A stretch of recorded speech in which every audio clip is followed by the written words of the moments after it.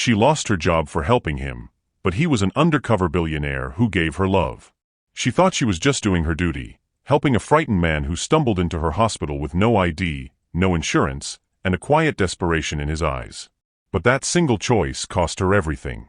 What she didn't know was that the man she defended, the one who looked like he had nothing, was hiding billions, and a heart that would one day belong to her.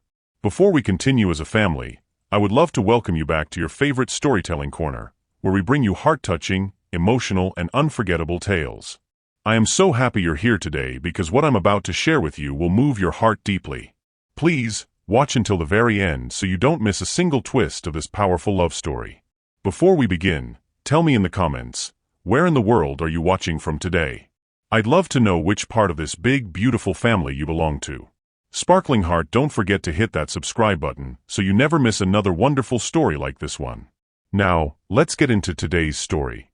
The beeping of machines and the faint antiseptic smell filled the air of St. Mercy Hospital in Atlanta, Georgia. It was late evening, the kind of shift when exhaustion pressed down on the nurses like an invisible weight. Naomi Carter, a 31-year-old nurse, moved briskly down the hallway. Her dark curls were tucked neatly under her scrub cap, and though her eyes betrayed tiredness, there was a quiet fire in them. Naomi was the kind of nurse patients remembered, not just for her skill, but for her compassion. While others rushed from room to room, checking boxes and filling charts, Naomi lingered, held hands, and listened. It was both her strength and her flaw. In a world obsessed with policies and efficiency, Naomi believed kindness could save lives just as much as medicine. Her colleagues sometimes teased her for caring too much. But tonight, that care would change everything. The ER doors burst open. A man stumbled in, clutching his side. His clothes were disheveled, his beard unkempt, and he looked nothing like the patients who usually arrived in luxury cars with private insurance cards ready. He looked ordinary, or perhaps less than ordinary. Naomi rushed forward instinctively. "Sir, can you hear me?" she asked, catching his arm before he collapsed onto a waiting chair. He nodded faintly, breath ragged. "Just dizzy. I'll be fine." But his pallor said otherwise. "Get me a gurney," Naomi called to an orderly. She pressed her stethoscope against his chest. The irregular thump of his heartbeat made her frown. "Do you have ID? Insurance?" The receptionist called from behind her desk. The man winced. "No, I don't." Immediately, Naomi felt the air shift. She knew what that meant. Patients without proof of identity or coverage often got the worst treatment. Rules, protocols, and the fear of unpaid bills stood like walls between compassion and care. But Naomi had never been one to obey walls. She wheeled him into a treatment room. "Sir, I'm Naomi. I need to know your name." "Ethan," he murmured. His voice was deep, but weak. "Okay, Ethan. I'm going to take care of you, all right?" His lips curved faintly. "Why?" The question startled her. "Because you need help. That's all that matters." But she noticed something in his eyes, sharpness, like he was studying her, measuring every word. Minutes later, Dr. Hensley, the attending physician, stormed in. He was known for his strict adherence to hospital policy. "Carter," he snapped, "why is this man in a treatment room? Where's his paperwork?" "He's in atrial fibrillation," Naomi shot back. "If we don't stabilize him, he could go into cardiac arrest." "That's not the question. He has no ID, no insurance. You know the rules." Naomi straightened, fire in her chest. "So what? We let him die in the waiting room." The room grew tense. The orderly shifted uncomfortably. Ethan watched, silent but attentive, his hand still pressed to his chest. Dr. Hensley's lips tightened. "Discharge him. Now."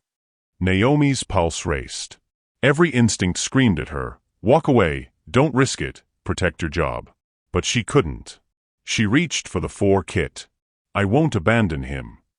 The doctor's eyes flashed. "Carter, that's insubordination." "Then write me up," she said, sliding the needle into Ethan's vein with steady hands. "But I'm not letting him die tonight." The 4 drip began, color returning slowly to Ethan's face. Relief flooded her chest. But she also knew she'd crossed a line. And Ethan just lay there, watching her with a strange, unreadable expression. "Thank you," he whispered. Naomi gave a small smile. "Don't thank me yet." But deep down, she knew her life had just shifted. Outside the room, whispers spread. Naomi's colleagues looked at her with a mix of admiration and pity. Everyone knew what happened when you challenged Dr. Hensley. And sure enough, less than an hour later, Naomi was summoned to his office. He didn't even bother sitting down. "You're fired." The words hit like a sledgehammer. Fired? For saving a man's life. For ignoring direct orders, for breaking hospital protocol, and for endangering our liability. "Turn in your badge." Her chest tightened. This place had been her second home for 6 years. She'd poured her heart into every patient, every night shift, every double she volunteered for. And now gone, with a single sentence. She stood frozen, badge heavy on her chest. "Carter," Hensley barked, "don't make me call security." Slowly, Naomi unclipped the badge. She placed it on the desk, her hand trembling. But her eyes burned with defiance. "If helping people means breaking your rules, then maybe I don't belong here." And with that, she walked out. In the parking lot, under the dim glow of flickering lights, Naomi sat in her car, gripping the wheel as tears spilled freely. "What now?" she whispered. She had bills, rent, and no backup plan. Her career was her lifeline. And now it was gone, because she cared too much. But as she cried in the darkness, she didn't see the figure watching her from across the lot. Ethan. Leaning against a sleek black sedan, no longer hunched or weak. His eyes glimmered with something far more than gratitude. He had seen everything he needed to know. What would you have done in Naomi's place? Follow the rules and keep your job, or break them to save a life? Drop your thoughts in the comments. I'd love to hear how you'd handle it. 2 days had passed since Naomi lost her job. Her small apartment in Atlanta felt emptier than ever. The soft lavender curtains she once loved now seemed dull, the refrigerator hummed too loudly, and her stack of unpaid bills stared at her like silent enemies. She spent the morning scrolling through nursing job postings, only to find requirements she couldn't meet, recommendations from employers, pristine records, no red flags. Her firing had already spread through whispers. In the medical community, reputations moved faster than blood through veins. Still, Naomi tried to hold her head high. She told herself she'd figure it out. She always did. But that night, as she sat with a bowl of reheated soup, a knock came at her door. Naomi frowned. She wasn't expecting anyone. She cracked open the door, and froze. Ethan stood there.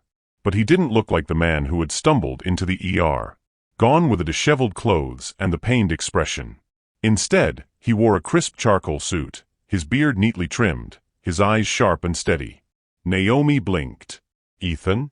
What are you doing here? How did you even find me?" His lips curved slightly, almost apologetically.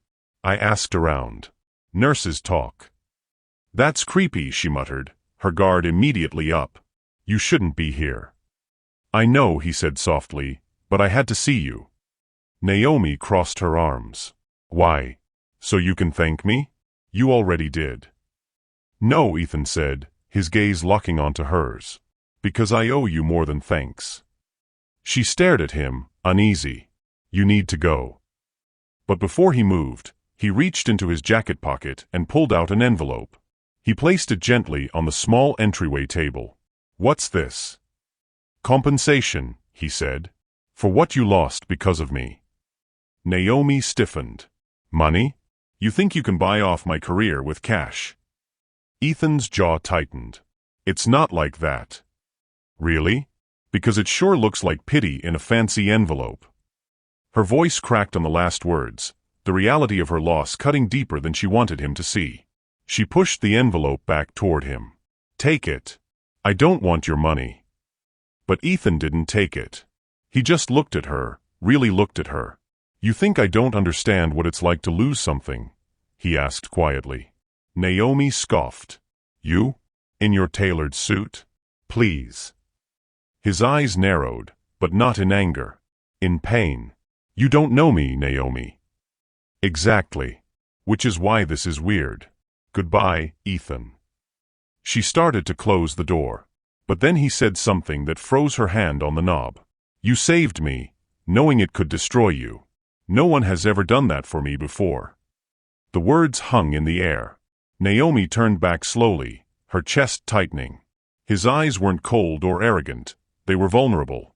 Like a man who had been carrying something heavy for too long. "Why me?" she whispered. Ethan's lips twitched into the faintest smile. "That's what I came to find out." They stood in silence, two strangers bound by a single reckless choice. Finally, Naomi sighed. "Fine. 5 minutes. Then you leave." Ethan nodded. She let him in. Her apartment was modest. Second-hand couch, thrifted bookshelves, a tiny kitchen table with one chair leg that always wobbled. Ethan looked around quietly, not judging, just observing. Naomi sat opposite him, folding her arms tightly. "So? What do you want to know?" He leaned forward slightly. "Why did you do it? Why risk your job for me?" Naomi swallowed.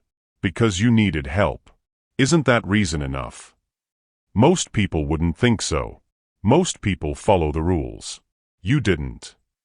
Her jaw tightened. If saving lives is against the rules, then the rules are broken. Something flickered in his eyes. Approval, maybe admiration. "You're different," Ethan murmured. Naomi bristled. "Don't romanticize me. I'm unemployed and broke because of you. Different doesn't pay the rent." Silence stretched. Then Ethan said something that made her blink. "I can fix that." She laughed bitterly. "Oh, right. And how exactly would you do that?" Ethan hesitated for the briefest second, then leaned back, as if testing whether she'd believe him. "Because I'm not who you think I am." Naomi raised a brow. "Here we go.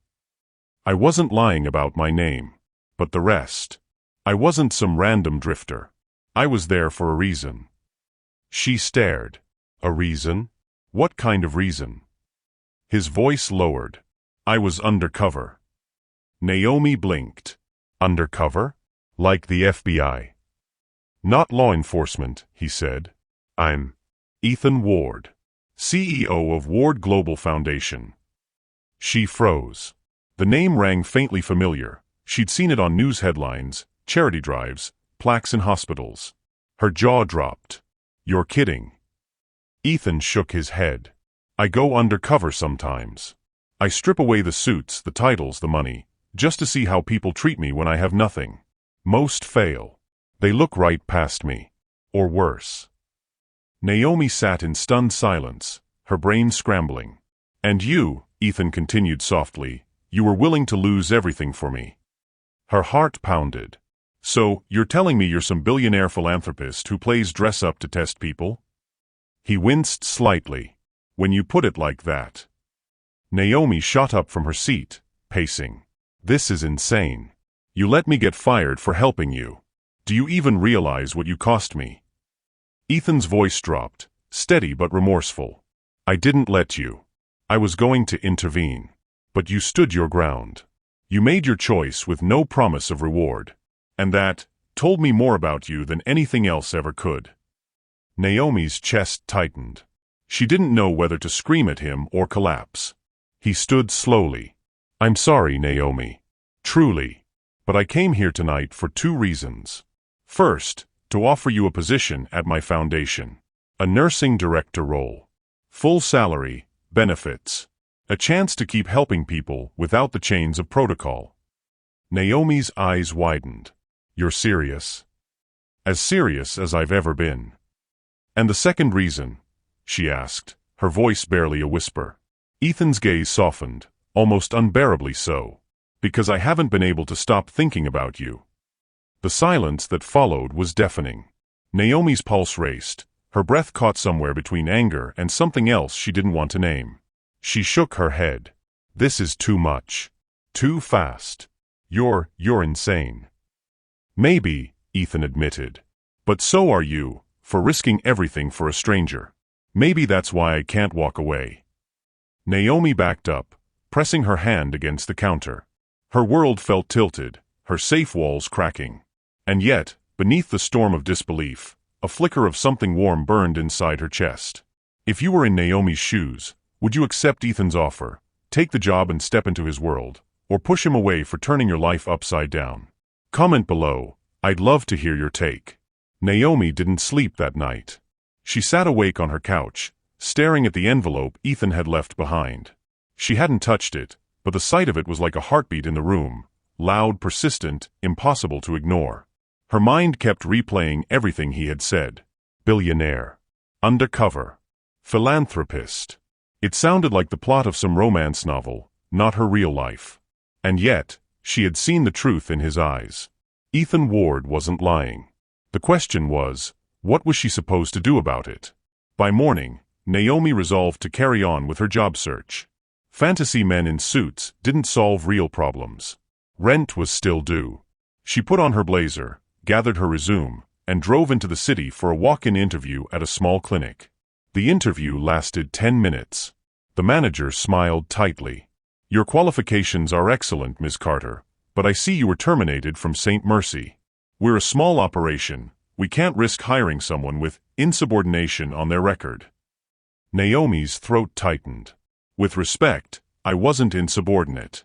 I'm sorry," the manager cut her off gently. "Good luck with your search." Another door slammed shut. By evening, she sat in her car, staring at the rain streaking across her windshield. For the first time in years, she felt truly defeated. A knock on her window made her jump. Ethan stood outside, holding an umbrella. Naomi rolled down the window just a crack. "Are you stalking me now?" He gave her a small smile. "I had a feeling you might be here. This clinic? They've turned away more good nurses than I can count. They don't deserve you." She sighed. "You can't keep showing up like this." "Then stop making me worry," Ethan countered, his tone warm but firm. Naomi opened her mouth, then closed it again. "Come with me," he said. "To where?" "You'll see." Against her better judgment, Naomi followed him. He drove her to a neighborhood she had never visited, tucked behind Atlanta's bustling streets, where the buildings were worn but alive with color. Children ran between murals painted on brick walls, laughter echoing in the twilight. He parked outside a community clinic, small, but buzzing with energy. The sign read, "Ward Foundation Health Center." Naomi froze. "You built this?" Ethan nodded. "One of many. We serve people without insurance, no questions asked. Doctors, nurses, volunteers. Everyone here believes compassion comes before paperwork." Her heart clenched. Inside, the clinic was full of life. A little boy with asthma inhalers tucked into his pocket waved as they walked past. A young mother bounced her baby while waiting for a checkup. Volunteers stocked shelves with donated supplies.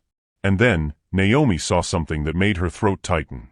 A small plaque on the wall, in memory of Eleanor Ward, who believed every life deserved care. Naomi glanced at Ethan. His expression softened, grief flickering through his features. "My mother," he said quietly. "She died when I was a teenager. She couldn't afford the care she needed. I swore I'd never let money decide who lives and who dies again." Naomi's breath caught. For the first time, she saw the man beneath the billions, the boy who had lost his mother, the son who had turned grief into purpose. He turned to her. "This is why I go undercover. To make sure people still remember what compassion looks like. To make sure I'm not building monuments, but lifelines." Naomi's eyes burned. "And you think I belong here?" "I don't think," Ethan said softly. "I know." The clinic director approached, a kind woman named Mrs. Alvarez. She shook Naomi's hand warmly. "You're the nurse Ethan keeps talking about," she said with a smile. "We'd be lucky to have you." Naomi blinked. "Wait, you already told them about me?" Ethan smirked faintly. "Maybe once or twice." Naomi shook her head, torn between disbelief and a reluctant smile. That night, Naomi shadowed the clinic staff. She helped clean wounds, comforted a teenager through an asthma attack, and guided a frightened elderly woman through her medication routine. For the first time since losing her job, she felt like herself again. And Ethan watched quietly from the doorway, his expression unreadable, but his eyes never leaving her. Later, as the night wound down, Naomi stepped outside to breathe in the cool air. Ethan joined her, his suit jacket draped over his arm. "You were incredible in there," he said softly. Naomi shrugged. It felt right. It is right. This is where you're meant to be. She glanced at him, her chest tightening again. You talk like you know my destiny. I don't, he said, his voice low. But I know you. You'd rather lose everything than abandon someone in need. And that's rare, Naomi. Rare and beautiful. Her breath caught. His gaze held hers, steady and unflinching. For a moment, the world fell silent, just the hum of the streetlights and the faint laughter of children in the distance. Naomi's heart pounded. She wanted to step back, to protect herself, but she didn't. Instead, she whispered, "You're dangerous, Ethan." He smiled faintly. So are you. But just as the tension deepened, a shout broke the moment. Mr. Ward. A young staffer ran up, holding a stack of papers. The city's board rejected the funding application. They're threatening to shut us down next quarter. Naomi's eyes widened. What? Ethan's jaw clenched, the warmth in his eyes hardening into steel. Not on my watch. Naomi realized then, his battles weren't just private. They were political, powerful, and very, very real. And if she stayed near him, they'd soon become her battles too. If you were Naomi, would you take this leap into Ethan's world, with its wealth, power, and risks, or would you walk away to protect your peace? Tell me in the comments. I'd love to know your answer. The next week at the clinic was chaos. Naomi quickly fell into rhythm, charting vitals, triaging walk-ins, handing out asthma inhalers to kids whose parents couldn't afford pharmacy prices. For the first time in days, she felt steady again. Needed. But underneath the warmth of helping others, a storm brewed. The city board had rejected funding for the clinic, labeling it financially unsustainable. If they followed through, the clinic would close within 3 months. Ethan had poured millions of his personal fortune into it already, but bureaucracy moved slowly, and enemies moved fast. One evening, Naomi found Ethan in his office at the clinic, sleeves rolled up, tie loosened, papers scattered across his desk. His usually composed demeanor was fraying. Long day? She asked gently, leaning against the doorway. He looked up, exhaustion in his eyes. Every day's a long day when people want to shut you down for doing good. Naomi stepped closer. What's really going on? Ethan sighed. There are board members who don't want clinics like this to exist. They claim it drains resources. But truth is, insurance companies and private hospitals don't want competition from free care. Her chest tightened. So they'd rather people die than lose money. He gave a bitter smile. Welcome to America. Naomi sat across from him. So what's the plan? Ethan leaned back, rubbing his temples. I have a board meeting in 2 days. I'll fight. I always fight. But they're not just questioning the clinic, they're questioning me. My leadership, my judgment. They think I'm too reckless. That I let my emotions drive my investments. Naomi tilted her head. Are they wrong? He chuckled softly, though there was no joy in it. Maybe not. But I'd rather be reckless than heartless. Naomi studied him for a long moment. For all his wealth and power, he carried the weight of the world on his shoulders. And still, he cared enough to fight. It stirred something inside her she couldn't deny. 2 nights later, Ethan invited her to the board meeting. Naomi hesitated. Me? I don't belong in those rooms. You belong more than half the people there, Ethan insisted. You've seen this clinic in action.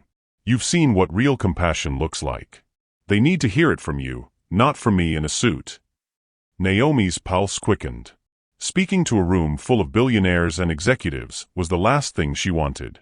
But the thought of the clinic, the kids, the mothers, the elderly patients who had no one else, pushed her fear aside. She agreed. The meeting took place in a glass skyscraper downtown, far removed from the warm chaos of the clinic. Naomi felt out of place in her simple black dress and thrift store heels, surrounded by tailored suits and designer handbags. Ethan stood tall beside her, but she could see the tension in his jaw.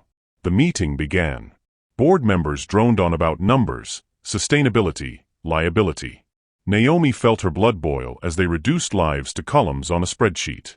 Finally, one man sneered, "Mr. Ward, your bleeding heart projects are admirable, but unsustainable. You've let personal sentiment cloud your business judgment." These clinics are a money pit. We move to shut them down. Ethan's fist clenched on the table. These clinics save lives. My mother. But Naomi couldn't stay silent any longer. She stood. Excuse me, she said, her voice steady despite her racing heart. But you're wrong. The room fell silent. Naomi swallowed hard, then continued. I worked at St. Mercy Hospital. I saw firsthand what happens when money decides who gets treatment. People are turned away, left to die, because they can't flash a piece of plastic. Ethan's clinics, your so-called money pits, are the only reason children breathe easier, mothers sleep without fear, and seniors live another day. If that's not sustainable, then maybe your system is what's broken. Gasps rippled through the room. Naomi's voice softened, but her eyes burned. You call compassion reckless. I call it humanity.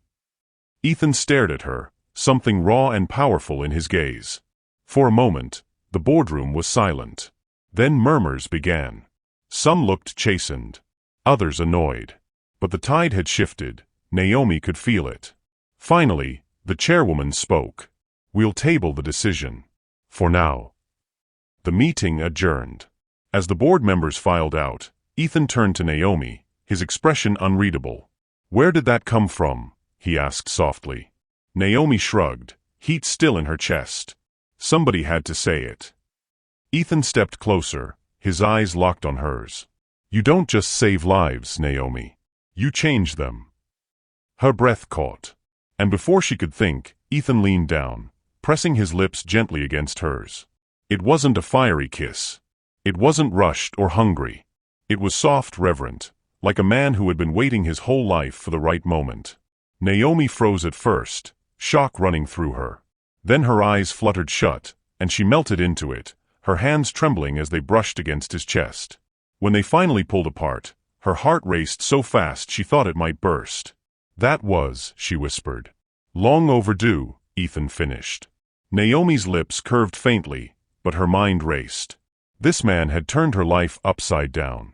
He had cost her everything, and yet he had given her something she never knew she needed: purpose, fire, hope. And maybe, just maybe, love. But love wasn't simple. The next morning, Naomi's phone buzzed with messages. Friends, former colleagues, even strangers.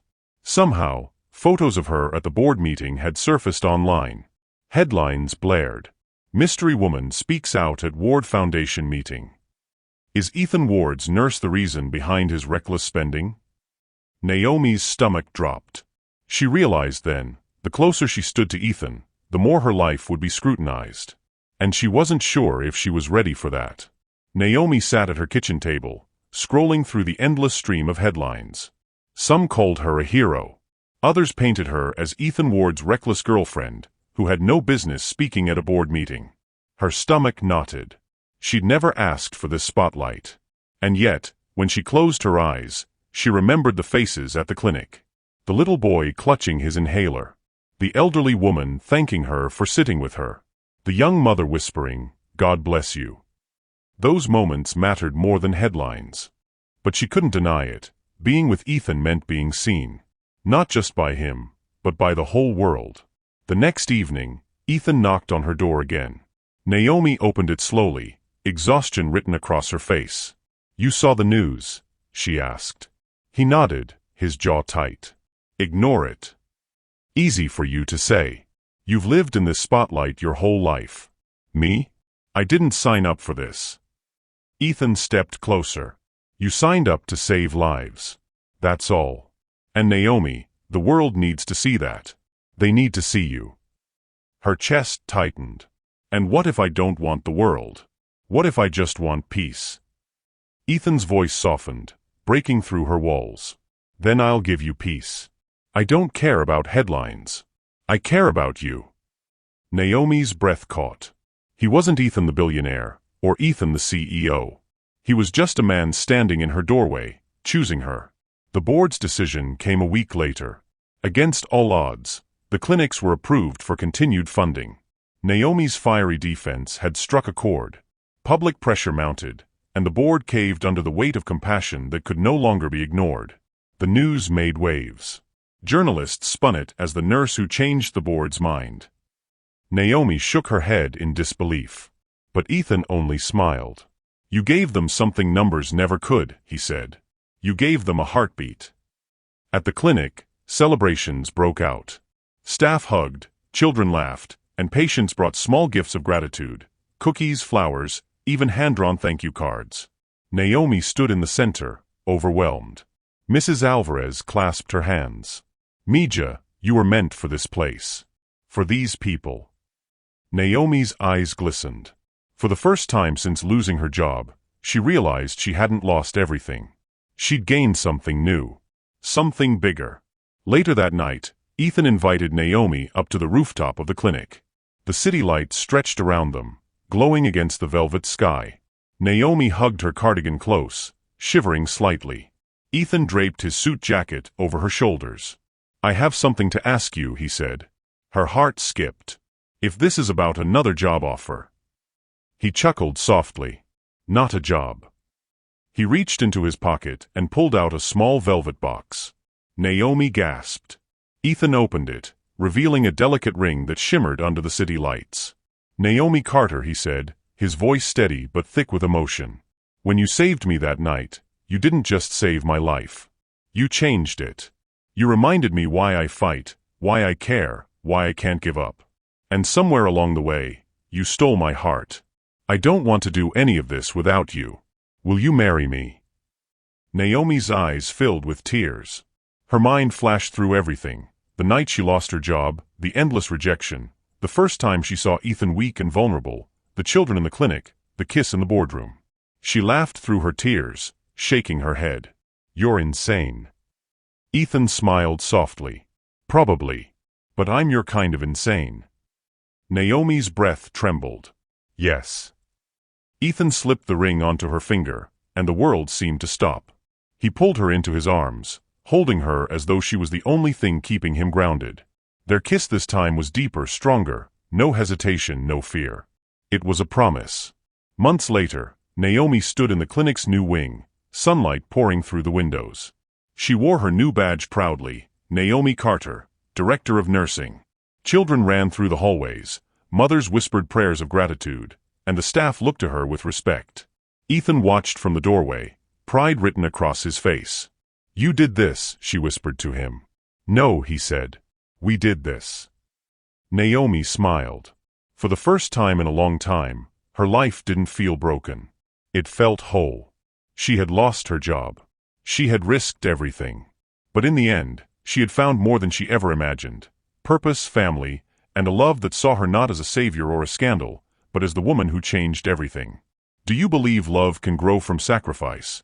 That risking everything for someone could one day lead to a forever bond? Share your thoughts in the comments. I'd love to hear your stories. Family, thank you so much for watching this story to the very end.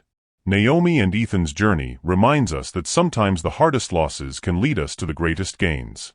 Tell me down in the comments, where are you watching from, and did you feel Naomi made the right choice by following her heart? Sparkling heart. And don't forget, subscribe so you never miss another emotional, unforgettable story like this one. Until next time, stay blessed and keep believing in love.